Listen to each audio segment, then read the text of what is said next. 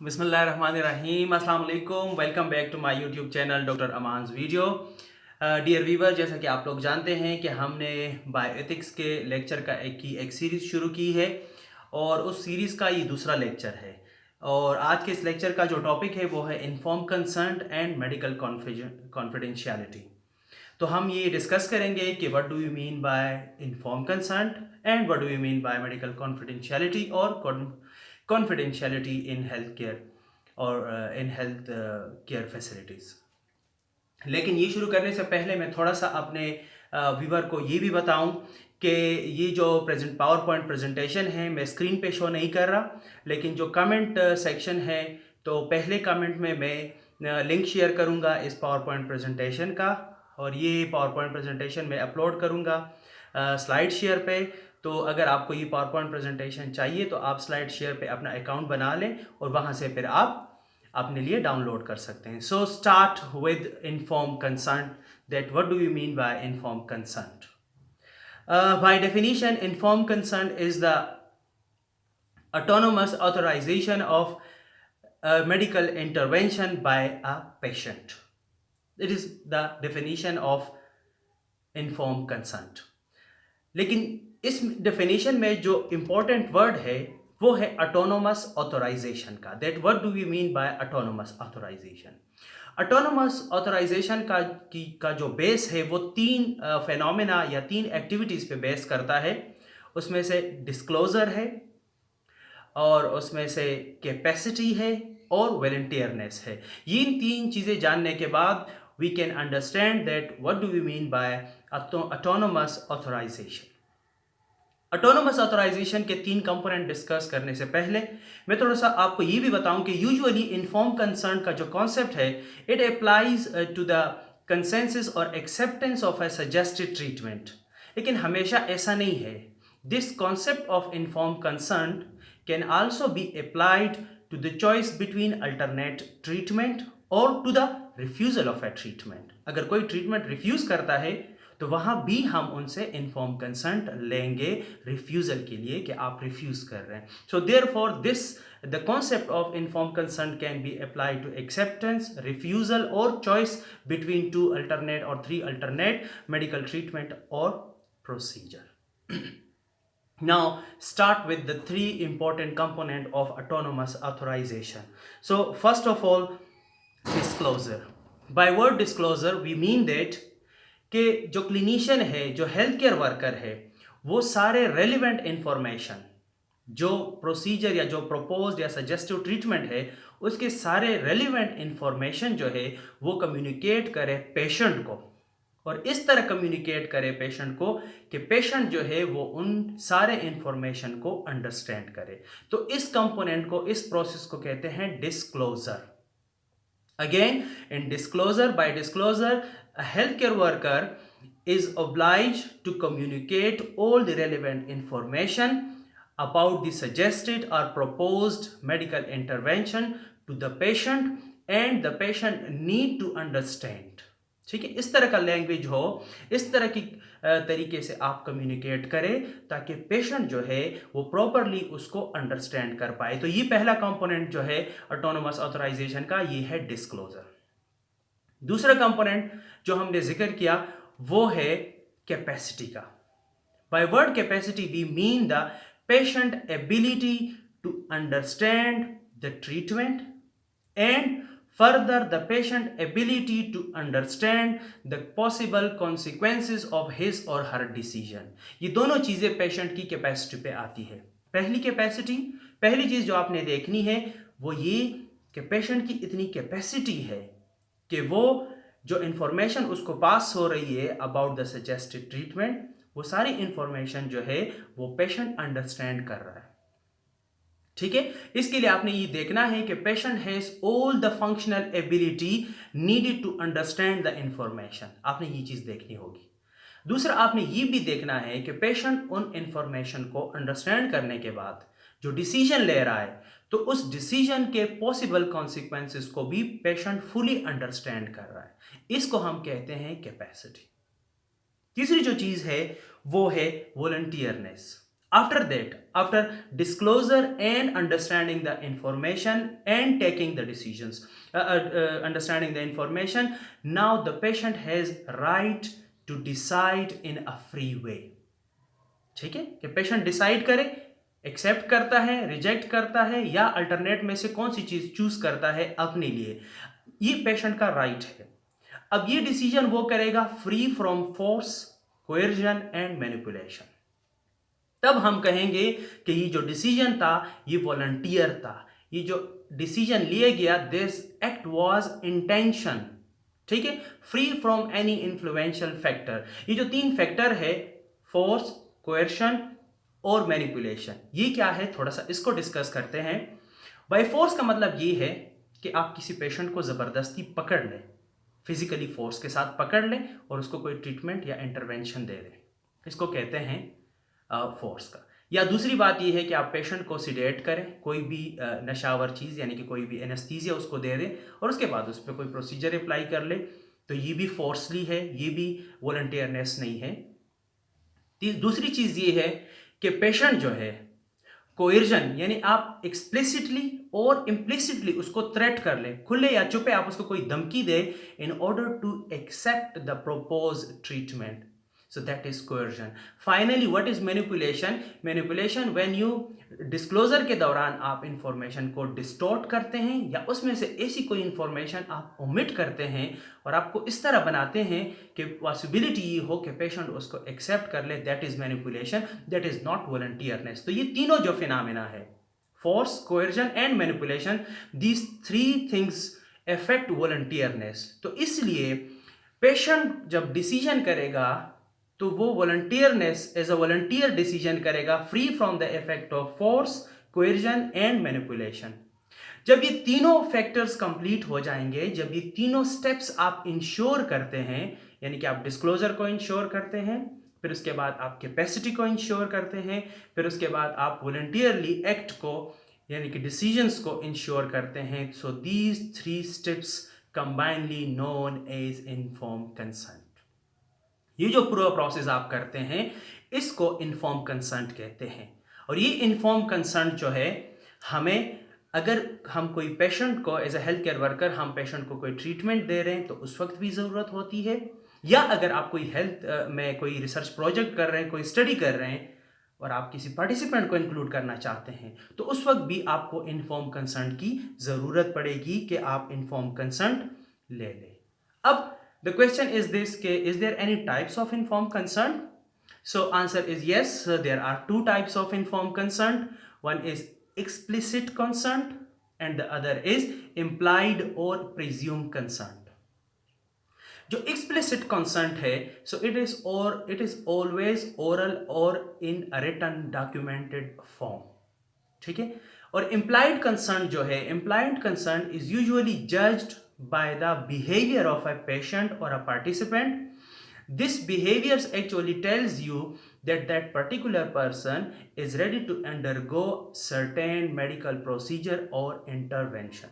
For example, आप emergency में हैं, आपने देखा होगा नर्सेज जब अपने साथ इंजेक्शन लेकर आती है तो पेशेंट खुद ब खुद जो है वो रोल अप करता है अपने स्लीव को. So this behaviour of the patient actually tells you कि ये जो पेशेंट है ये इंजेक्शन लगाने के लिए एग्री है. This type of inform consent is known as presume consent और इम्प्लाइड कंसेंट.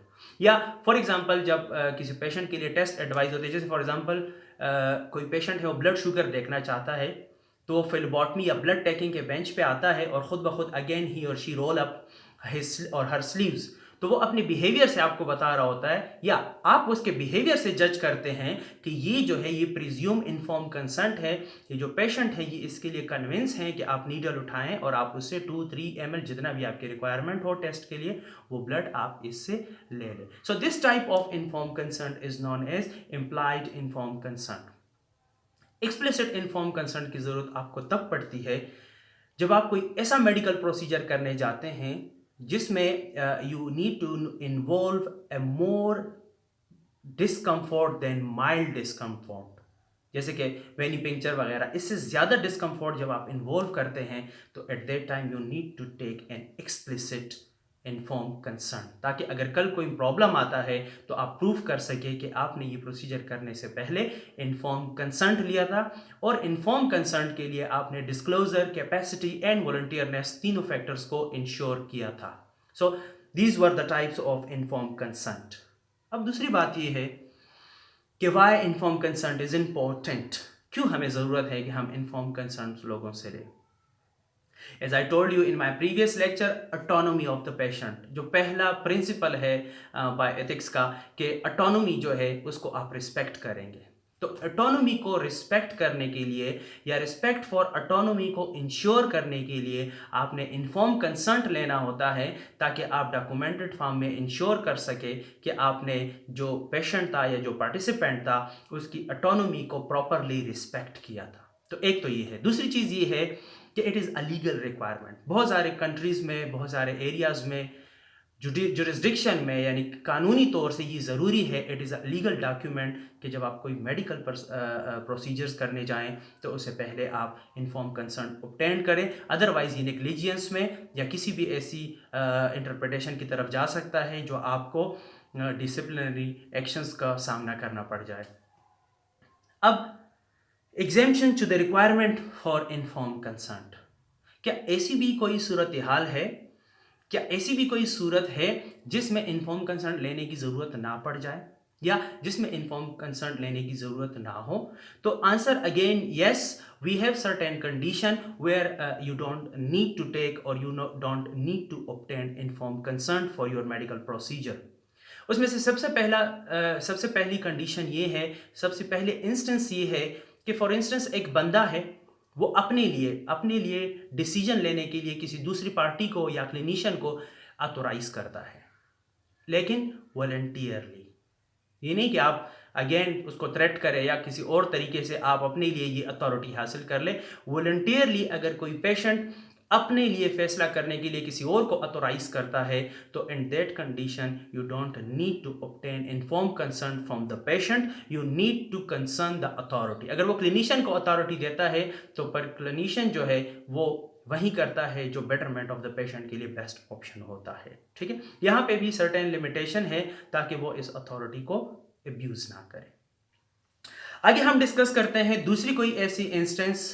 यस, एक इंस्टेंस ये भी है कि अगर as a health care worker आप ये समझते हैं कि मैं ये पर्टिकुलर इंफॉर्मेशन पेशेंट को या पार्टिसिपेंट को कन्वे करता हूँ और वो एक सीरियस हार्म कॉज कर सकता है, जैसे फॉर एग्जांपल कोई ऐसी डिजीज़ है जो बहुत बड़ा सोशल स्टिग्मा है, और आप पेशेंट को डिस्क्लोज करते हैं कि आपको ये डिजीज़ है, और पेशेंट साइकोलॉजिकली इतना डिप्रेस होता है कि ही और शी कमिट सुसाइड, तो इस तरह की कंडीशंस में भी you don't need to take inform consent. इसमें फिर थ्योरेपेटिक प्रिविलेज इसे कहते हैं कि हेल्थ केयर वर्कर को ये प्रिविलेज हासिल होती है कि वो इस तरह के इंफॉर्मेशन अपने तक रिट्रेन करे, अपने तक रिफ्रेन करे। You don't need to communicate those information or you don't need to disclose those information to your patient in order to avoid a disaster or a severe harm to the patient. It could be in form of psychology, physical or any other way you can see that harm. तीसरी चीज़ ये है कि कुछ जगहों पे इस तरह होता है कि इनकेपेबल पेशेंट अगर आपके पास आता है, तो इन दैट कंडीशन अगर इमरजेंसी कंडीशन है और patient is incapable to provide inform consent, तो वहाँ पे भी आपको इन्फॉर्म कंसर्न की ज़रूरत नहीं होती एंड यू कैन टेक। जैसे फॉर एग्जांपल कोई एक्सीडेंट हो गया और आपके पास अनकॉन्शियस पेशेंट लाए गए and you need to provide immediate treatment in order to save the lives or in order to prevent the irreversible damages to the patient, तो उस केस में भी आपको इन्फॉर्म कंसर्न लेने के लिए उस पेशेंट का वेट नहीं करना पड़ता, बल्कि आप मेडिकल ट्रीटमेंट प्रोवाइड करते हैं। लेकिन वहाँ भी आपने ये प्रिज्यूम करना होता है कि अगर ये पेशेंट कैपेबल होता तो क्या वो मुझे इस ट्रीटमेंट के लिए इन्फॉर्म कंसर्न देता। तो आपने वो सारे कस्टम्स, ट्रेडिशन, बिलीफ और इन सारी चीज़ों को देख के फिर फैसला करना होता है as a health care worker. लेकिन वहाँ पे एग्जेम्पशंस होती है इन्फॉर्म कंसर्न ऑब्टेन करने से। तीसरी जो कंडीशन है वो ये भी है कि मेंटली इल पेशेंट्स चूँकि कैपेबल नहीं होते, दे आर इनकेपेबल, उनकी सारी फंक्शनल एबिलिटी ठीक नहीं होती कि वो आपको इन्फॉर्म कंसर्न प्रोवाइड कर दे, तो वहाँ पे भी you can take inform consent from a surrogate और अ सब्स्टिट्यूट डिसीजन मार्कर। जैसे फॉर एग्जांपल कोई बंदा है तो उसके पेरेंट्स से फिर आपको इन्फॉर्म कंसेंट लेना होता है। डायरेक्ट पेशेंट से इन्फॉर्म कंसेंट जो है वो एग्जेम्प्ट होता है, आपको उससे इन्फॉर्म कंसेंट ऑब्टेन करने की ज़रूरत नहीं होती। अच्छा, एक चीज़ और भी है जिसे नॉन कंसेंसुअल ट्रीटमेंट कहते हैं। वहाँ पे भी आपको इन्फॉर्म कंसेंट की ज़रूरत नहीं होती। जैसे फोर्सफुली हम साइकाट्रिक पेशेंट को एडमिट करते हैं, इसे नॉन कंसेंसुअल ट्रीटमेंट कहते हैं, क्योंकि उसकी कंसेंसस नहीं होती कि मुझे ट्रीटमेंट दी जाए। लेकिन चूंकि ये उसके लिए ज़रूरी होता है तो वहाँ पे इन्फॉर्म कंसेंट की ज़रूरत नहीं होती, वहाँ भी इन्फॉर्म कंसेंट एग्जेम्प्ट होता है। या दूसरी एक चीज़ ये भी है कि for example a person is positive for any communicable disease और वो इररिस्पॉन्सिबल बिहेवियर शो कर रहा है और जो कम्युनिटी में दूसरे लोग हैं उनके राइट्स को थ्रेट कर रहा है, तो वहाँ पे भी आपको इन्फॉर्म कंसेंट की ज़रूरत नहीं होती। जैसे मैं आपको एक एग्जांपल दूं, जैसे करंटली वी हैव अ कोविड-19 pandemic.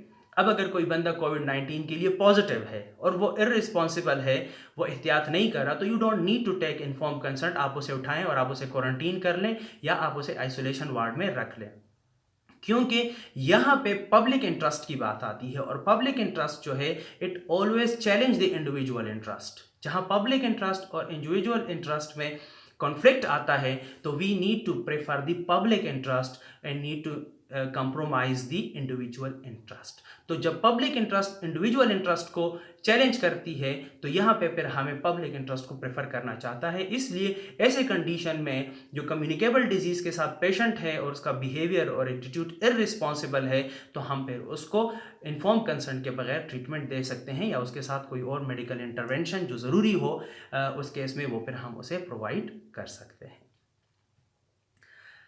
Now, the second portion of this lecture, what do we mean by confidentiality? So, confidentiality is a process when someone pass information to another person with a confidence that the receiver of the information is bound by law that he or she will not disclose this information to the third party. तो इस process को हम कहते हैं confidentiality. ठीक है। Consequently confidentiality जो है तो इंडिविजुअल और पब्लिक एक्सपेक्टेशन भी है। लोग ये एक्सपेक्ट करते हैं in individual capacity as well as in public, जो जनरल ओपिनियन है लोगों का, कि the information which they pass to the medical health care worker in a clinical relationship that must be kept confidential. उनको लाजमन confidential रखा जाए और उसको कभी भी थर्ड पार्टी को डिस्क्लोज नहीं किया जाएगा। ठीक है। और यही जो मेडिकल कॉन्फिडेंशियलिटी है ये फाउंडेशन है, जो ट्रस्ट है थ्योरेटिक रिलेशनशिप में पेशेंट का और हेल्थ केयर वर्कर का। तो ये जो कॉन्फिडेंशियलिटी है ये एक्चुअल में फाउंडेशन है इस ट्रस्ट का। अगर आप इस कॉन्फिडेंशियलिटी को ब्रीच करते हैं तो ये ट्रस्ट कायम नहीं रहेगा। और when you lose this trust, so patient will not tell the truth to their health care provider, जिसकी वजह से आप प्रॉपरली उसको ट्रीट नहीं कर सकेंगे, प्रॉपरली आप उसको डायग्नोज नहीं कर सकते, and there are many more implication of this breach of confidentiality. So therefore we need to maintain confidentiality during therapeutic relationship. ठीक है। इसलिए जो प्रोफेशनल बॉडीज है या जो रेगुलेटरी बॉडीज है, so they put great importance on the duty of confidentiality. अगर कोई हेल्थ केयर वर्कर या हेल्थ प्रोफेशनल कॉन्फिडेंशियलिटी को ब्रीच करता है तो he or she may face the disciplinary action in response of this breaching of confidentiality. तो इसका भी आप लोगों ने बहुत ज़्यादा ख्याल रखना है। अब यहाँ भी एक क्वेश्चन है कि क्या कोई ऐसी कंडीशन भी है जिसमें आप कॉन्फिडेंशियलिटी जो है लीगली ब्रीच कर सकते हैं, यानी कि कानूनी तौर से आप इंफॉर्मेशन डिस्क्लोज कर सकते हैं थर्ड पार्टीज को? तो again answer is yes. there are certain condition where breaching of confidentiality is permissible, or there are certain other conditions where you are required by law to disclose the information to the third bodies. जैसे for example कोई patient है, वो HIV positive है। अब जितने भी health care provider है तो उनको ये स्टेटस नॉन होना चाहिए, क्योंकि it is a blood borne virus और आपको पता है इसकी कोई वैक्सीन नहीं है। तो आप पब्लिक इंटरेस्ट को यहाँ फिर प्रेफर करेंगे इंडिविजुअल इंटरेस्ट पे। ठीक है। क्योंकि यहाँ अगेन पब्लिक इंटरेस्ट को प्रॉब्लम है, कम्युनिटी को, जो ट्रीटिंग कम्युनिटी है, जो ट्रीटिंग पर्सनल है, उनको अगेन प्रॉब्लम है। तो इसलिए यहाँ पे भी फिर आप जो है बाउंड है बाय लॉ कि आप डिस्क्लोज करें। ठीक है। लेकिन अगर ऐसी कोई कंडीशन है कि आप लीगली जो है परमिसिबल नहीं है और बाय लॉ जो है आप बाउंड नहीं है कि आप इंफॉर्मेशन डिस्क्लोज कर ले, लेकिन deliberately you disclose information to the third party with any intentions, तो फिर इसे ब्रीच ऑफ कॉन्फिडेंशियलिटी माना जाएगा कि आपने कॉन्फिडेंशियलिटी को ब्रीच किया है with any type of malafide intention, कि आपके कोई भी ऐसे इंटेंशन थे कि आप उस बंदे को नुकसान पहुंचाना चाह रहे थे, तो at that time you deliberately breach information to the third party, so you commit a crime. तो फिर आपको उस वक्त डिसिप्लिनरी एक्शन जो है वो फेस करने पड़ेंगे। अच्छा, एक चीज़ और भी है हेल्थ केयर वर्कर्स के बीच कि इन एडवर्टन यानी अनइंटेंशनल कॉन्फिडेंशियलिटी को लोग ब्रीच करते हैं। जैसे कोई इंटरेस्टिंग केस आता है तो लोग उसे कैफेटेरिया में, एलिवेटर्स में, हॉस्पिटल्स के दूसरे एरियाज में आपस में शेयर कर रहे होते हैं, डिस्कस कर रहे होते हैं, नाम भी बता रहे होते हैं, फला patient. So that is unintentional breaching of the confidentiality. Health care facilities जो है उनको लाजमन इंश्योर करना चाहिए, उनको लाजमन ऐसे स्टेप लेने चाहिए ताकि वो इस इनएडवर्टेंट ब्रीच ऑफ कॉन्फिडेंशियलिटी जो है इसको प्रिवेंट कर सके।